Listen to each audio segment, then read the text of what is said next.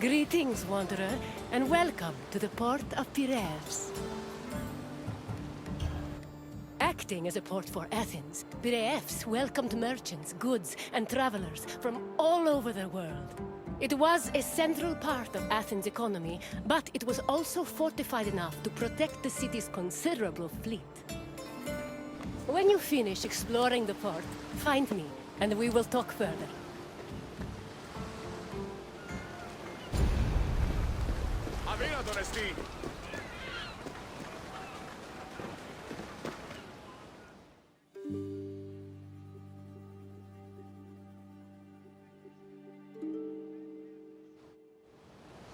Piraeus, a peninsula southwest of Athens, became the city's main port after the politician Themistocles encouraged the development of its natural harbors. These developments led to the gradual abandonment of the older harbor of Phaleron.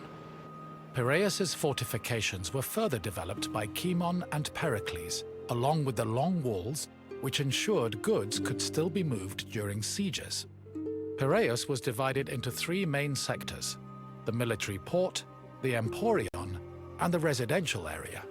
By the 5th century BCE, it had become not only Athens' naval headquarters, but also the mercantile center of the Mediterranean.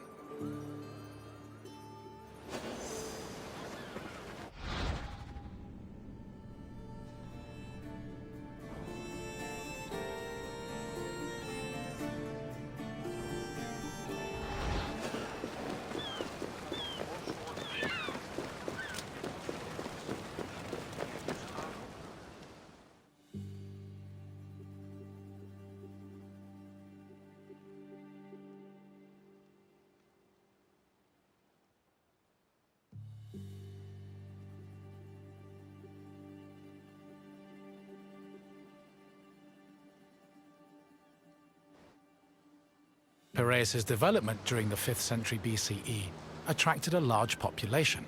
Many craftsmen, merchants, bankers, sailors, and ship owners moved to the port in great numbers. The population was a mix of Greek citizens, foreign visitors, and immigrants, known as metics. The variety of the port's inhabitants gave Piraeus a cosmopolitan atmosphere. Most of the residents were involved in trade, but others worked on shipbuilding or in larger-scale industries like shield factories. Piraeus's commercial focus offered many opportunities for those seeking to increase their wealth and status. One such rags-to-riches tale is that of Passion, a slave who eventually became a citizen and earned a fortune thanks to his bank and his shield factory.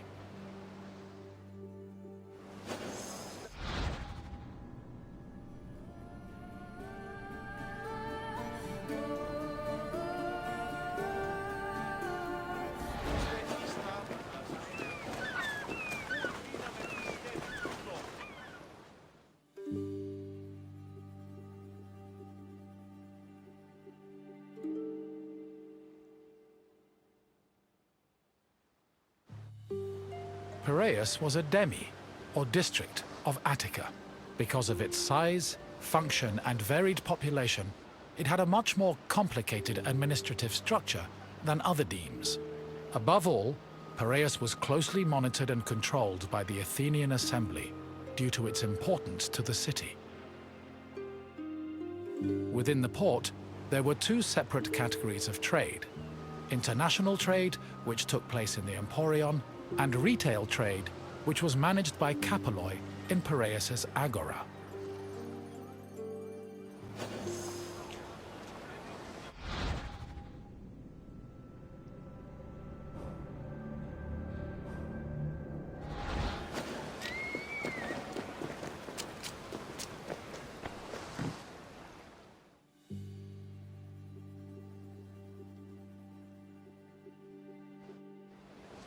The Emporion was a commercial port dedicated to trading goods from overseas.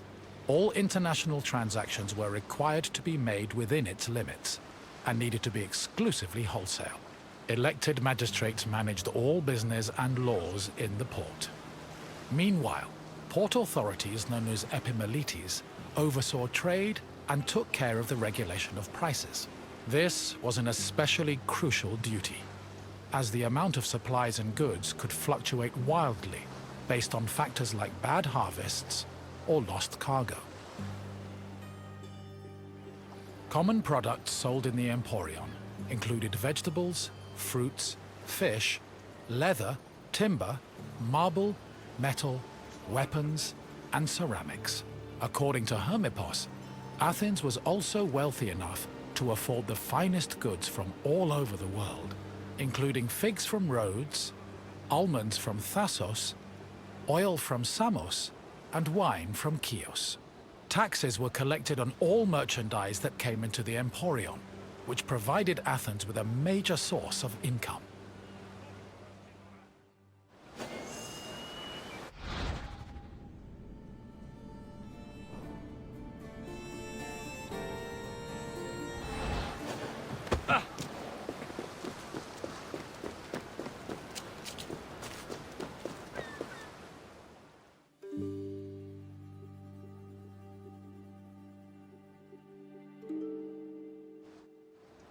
After arriving in the Emporion, merchants set up samples of their goods in a display area called the Deigma.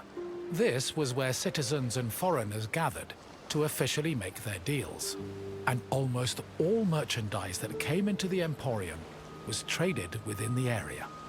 The Deigma was under constant supervision by magistrates, who negotiated price control with the importers. They would occasionally give special privileges to those who agreed to sell at lower prices. These privileges ranged from tax exemptions to specially reserved seating in the theater.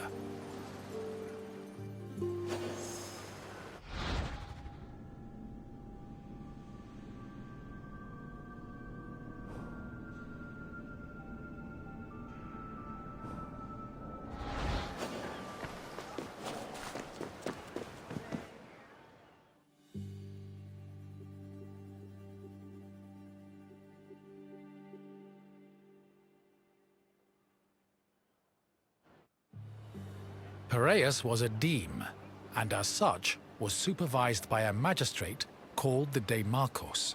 While most demarchoi were chosen locally within their deme, Piraeus was appointed directly by Athens, so the city could better monitor its commercial interests.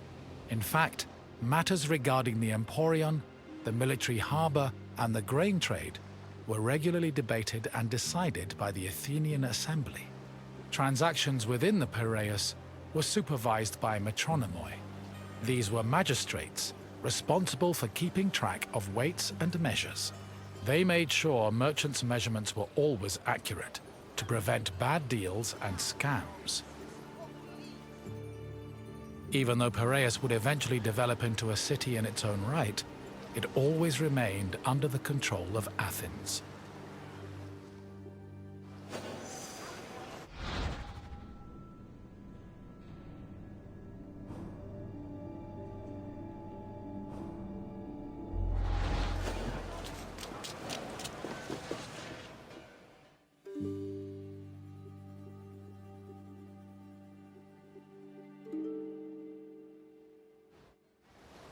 A commercial tax of 2%, or a pentecost, was placed on all cargo entering and leaving Piraeus.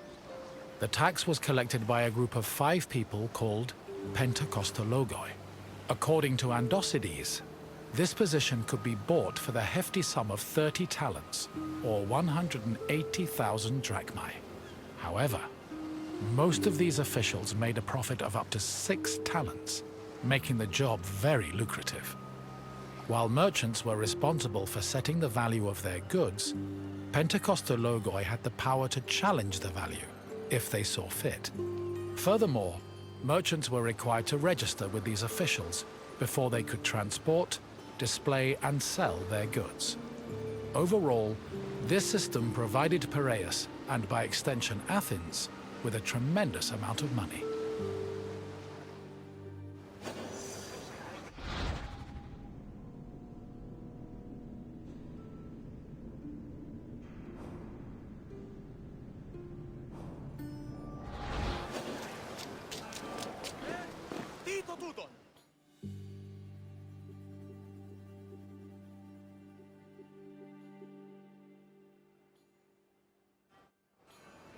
The sale of grain was overseen by special magistrates called sitophilices.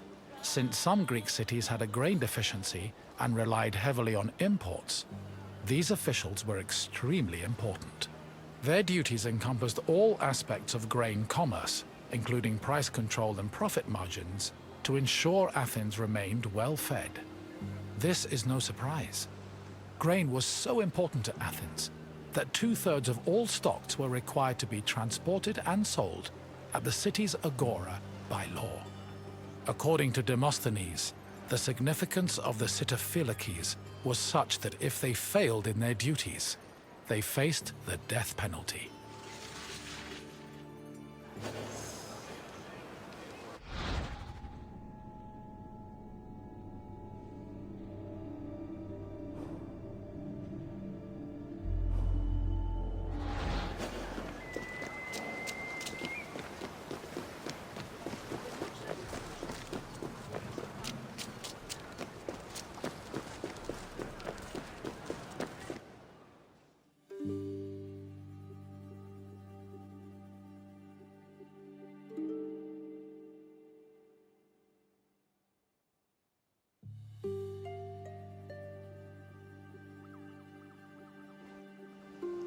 The Emporion operated on a foundation of credit and loans. Overseas commerce was handled by two types of tradespeople. Emporoi transported cargo in borrowed ships, while naukleroi were ship owners who moved goods on their own vessels. Elsewhere in the Emporion were bankers and accountants who arranged loans and kept track of incoming and outgoing ships. Emporoi and naukleroi financed their maritime voyages with these loans, which often had a high interest rate due to the dangers of sea travel. Emporoi used the loans to pay for both the cargo and the right to a ship, while naukleroi only had to pay for their crew. Loans and interest were repaid upon a ship's return to port.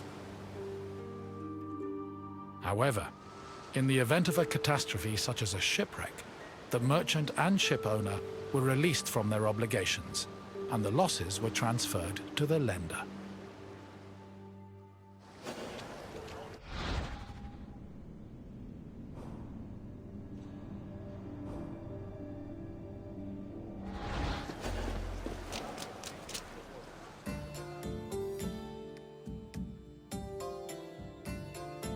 You've returned. I hope you enjoyed your stroll through the port. Piraeus was important to Athens' commercial interests, but it eventually came into its own as a vibrant and bustling port. If you have any questions, don't hesitate to ask. As you wish. Thank you for visiting.